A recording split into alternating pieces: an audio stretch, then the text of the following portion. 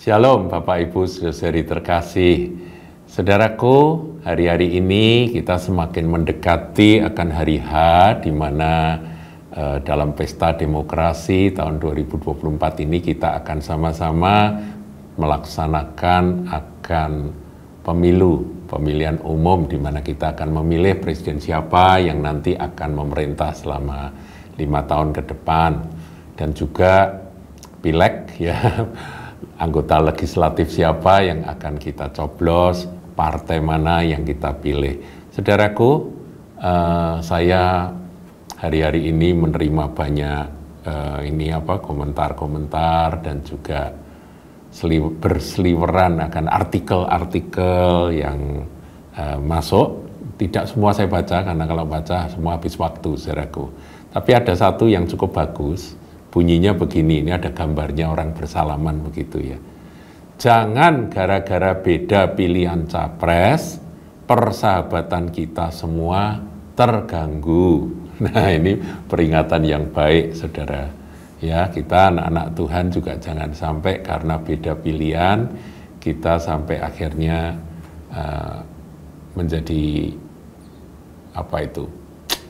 menjadi renggang gitu ya. Jangan, saudaraku, ini calon presiden siapapun yang akan menang itu cuma 5 tahun, paling-paling diperpanjang 10 tahun. Tapi persahabatan ini kan harus lebih lama dari itu, saudaraku ya. Apalagi keluarga, saudaraku. Ikatan keluarga itu selama-lamanya, selama kita hidup ya. Tapi saya mau nambahi, Tuhan Yesus harus di atas segala-galanya. Kenapa? Karena ya itu semua sementara, saudara. Bahkan ya kalau saya mau lebih dalami, keluarga pun juga akan kita tinggalkan pada waktunya atau meninggalkan kita. Sahabat-sahabat juga pasti kita akan say goodbye pada waktunya. Tetapi Tuhan Yesus itu menyertai kita selama-lamanya.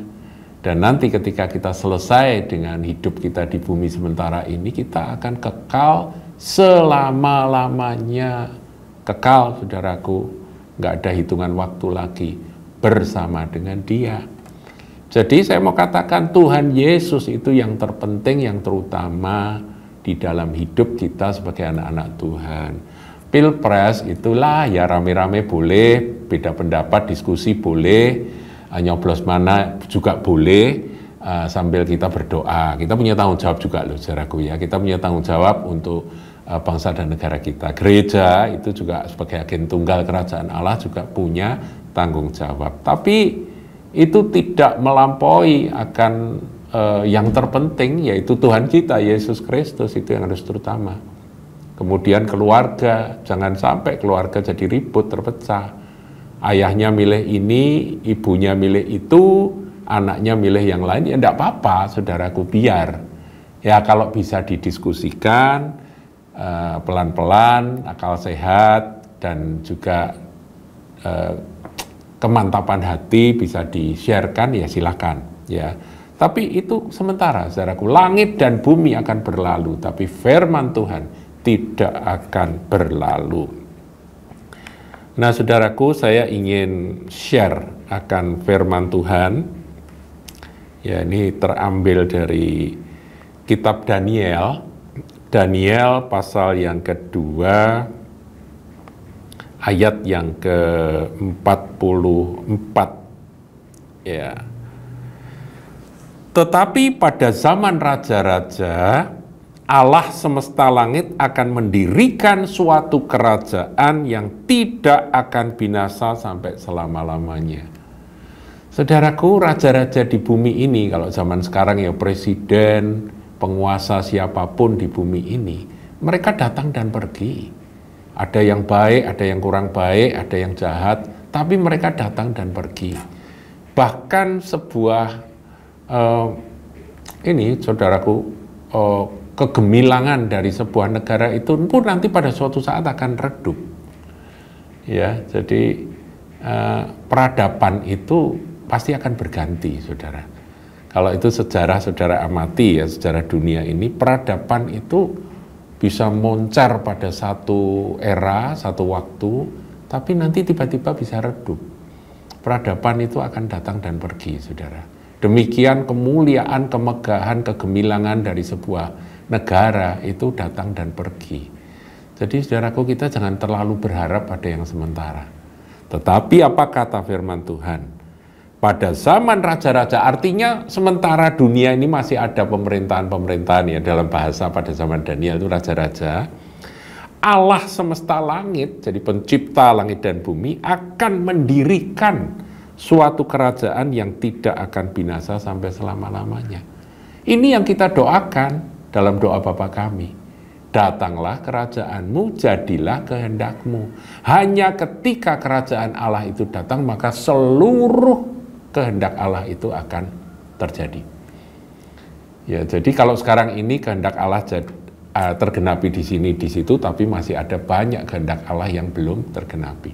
Tapi ketika nanti kerajaan Allah itu datang, yang dikatakan dalam nubuatan Daniel ini, itu datangnya pada zaman raja-raja, Allah semesta langit akan mendirikan suatu kerajaan yang tidak akan binasa sampai selama-lamanya, dan kekuasaan tidak akan beralih lagi. Nah, tadi saya katakan bahwa kekuasaan, kegemilangan dari sebuah pemerintahan, suatu negara, suatu kerajaan, itu datang dan pergi. Tapi ini nanti tidak akan beralih, saudara. Tidak akan beralih lagi kepada bangsa lain. Karena bangsa yang kudus itulah yang akan menghuni akan kerajaan yang tidak binasa itu. Kerajaan itu akan meremukkan segala kerajaan dan menghabisinya, tetapi kerajaan itu sendiri akan tetap untuk selama-lamanya. Kapan ini akan digenapi? Yaitu ketika Sang Raja Damai, Tuhan Yesus Kristus, datang untuk menegakkan kerajaan 1000 tahun. Dan kerajaan 1000 tahun itu tidak berakhir setelah 1000 tahun, saudaraku. 1000 tahun itu hanya membuktikan bahwa di bumi ini tergenapi. Setelah itu berlanjut kerajaan yang kekal selama-lamanya, karena rajanya adalah Yesus Kristus, Tuhan kita, Sang Raja Damai, the Prince of Peace. Ya, kalau kita lihat, saudaraku, naik ayat yang ke-34, ini kan penglihatan patung Nebukadnezar itu, ya, saudaraku, ya. Nah, saudara baca sendirilah pasal 2. Ayat 34, sementara tuanku melihatnya, terungkit lepas sebuah batu tanpa perbuatan tangan manusia. Jadi ketika nanti itu terjadi, batu kecil yang terungkit itu terlepas tanpa perbuatan tangan manusia. Jadi ini memang Tuhan sendiri yang akan melaksanakan. Lalu menimpa patung itu tepat pada kakinya yang dari besi dan tanah liat itu sehingga remuk.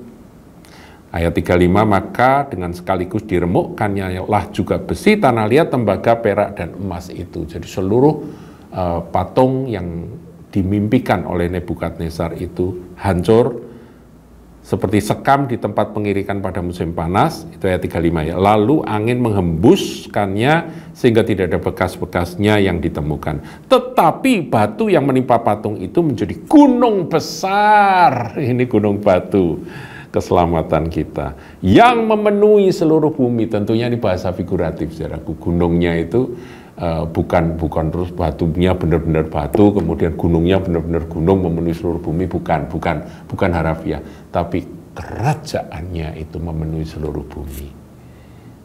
Kerajaan Allah, the kingdom of God.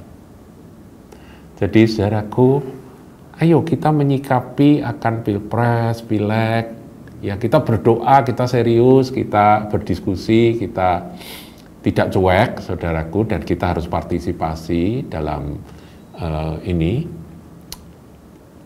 pemilihan umum itu, kita partisipasi. Namun, saudaraku, semuanya itu akan berakhir pada waktunya.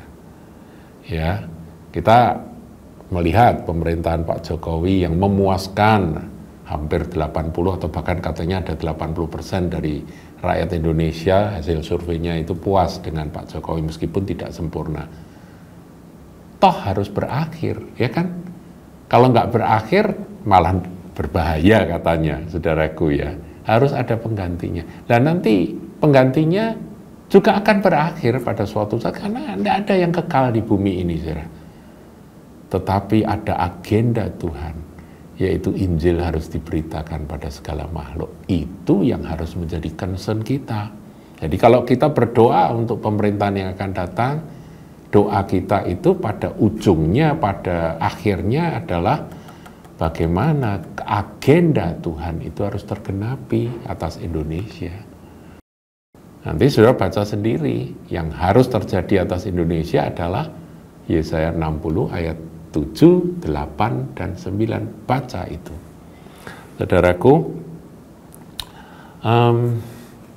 jangan ribut, saudara, jangan ribut. Berdoa seperti itu arahan saya, ya, Pilpres, pilih yang mana itu arahan dari Suara Gembala yang lalu, saudara bisa ikuti, bahwa hati raja itu hati raja-raja kita kan raja-raja ya, Tuhan yang menjadikan kita raja-raja. Hati Basilius ini, raja-raja ini, kalau di tangan Tuhan itu akan mengalir kemana yang Tuhan mau. Itu saja yang kita doakan, saudaraku. Tapi yang kita harapkan, yang kita rindukan ini, saudara, kerajaan Allah, the kingdom of God that cannot be shaken, yang tidak bisa digoncang. Kerajaan dunia ini ada salah, ada dosa, ada kelemahan, ada bisa digoncang. Bahkan peradaban yang sehebat apapun pada suatu saat akan lewat, diganti dengan peradaban baru. Mari, saudaraku, kita dewasa, dan kita sebagai anak-anak Tuhan, kita tidak terlalu terobsesi dengan urusan yang sementara. Pilpres, Pileg, ya ayo kita partisipasi, kita pilih yang terbaik, tapi jangan sampai itu membuat kita tercerai-berai, kita terpisah, apalagi gereja Tuhan, saudara, tubuh Kristus ya. Ya kalau beda pendapat ya saling menghargai, begitu. Haleluya. Tuhan Yesus memberkati.